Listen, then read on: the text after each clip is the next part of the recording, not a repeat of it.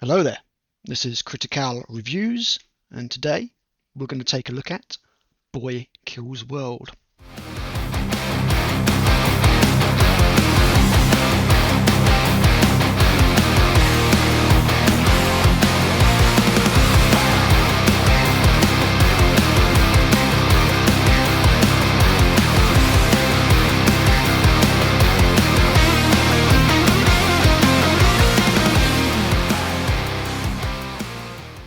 What do you get if you take a mute and deaf Bill Skarsgard, give him this guy's tongue, So we're just done with phrasing, right? That's not a thing anymore? and then set him on a bloody, hyper-violent path of revenge, viewed through a lens of all the drugs at once?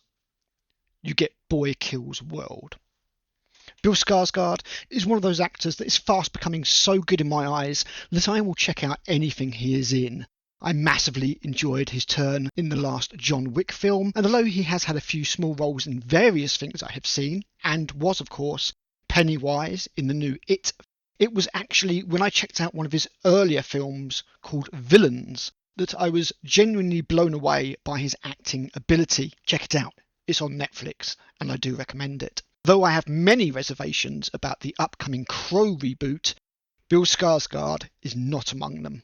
The film starts off with the titular boy, he doesn't get any other name, having his family murdered by the big bad matriarch of the film, Hilda van der Kooi, played fleetingly by Famke Janssen. He is then tortured and mutilated before being hung and left for dead. Rescued by a mysterious shaman and mercilessly and brutally trained and turned into a weapon and exposed to a lot of hallucinogens, he is turned into a killing machine. Through a few effective montages, we basically go through his youth and adolescence in a few minutes. It is also made quite clear that the shaman is no father figure, and that the relationship is abusive more than anything else. The boy is a tool, a utility, and nothing more. And this has a massive effect on his psychology as his inner monologue takes over his psyche.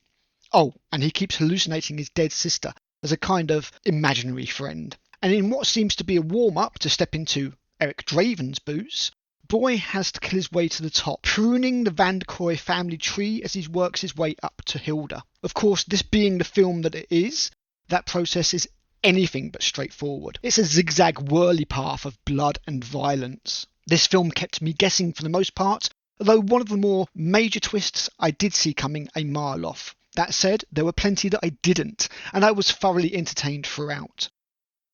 The screenplay is as lean as Skarsgård himself, who got into insane shape for this film. I also laughed more during this film than I think I have in a long time. The gratuitous violence, juxtaposed with the insane imagery on screen, including a melee with cereal mascots of all things, really is something to behold. There is also a supporting character that the boy cannot lip read, leading to some hilarious misinterpretations. Skarsgård shows a great talent for comedic timing here, gamely contorting his face in confusion as and when required.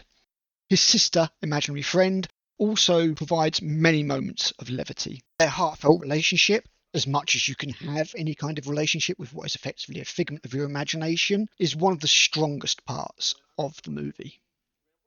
It all makes for a memorable film experience, plenty of eye candy, and a ride does rattle past at a rate that means you can't really think about many of the happenings. Moments of pathos are there, but the brisk pace of the film means it's not long before another zany set piece rolls by that just blasts that from your cortex before it really has time to root and register. The film is not short by any means, at just 10 minutes short of the 2-hour mark, but the dichotomy of emotional beats against manic comic book style bloody violence means that it just feels like something is missing, something intangible and therefore tough to pinpoint, but no less real for that. It just feels like something is off, that something is lacking, that all elements of this film could just be a touch more. I fully appreciate that's not the best description, but it's the best I can do.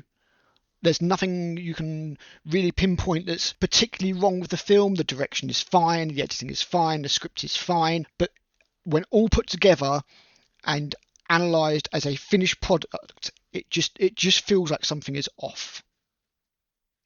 Boy Kills World is not for everyone, but for those that it is for, they will love it.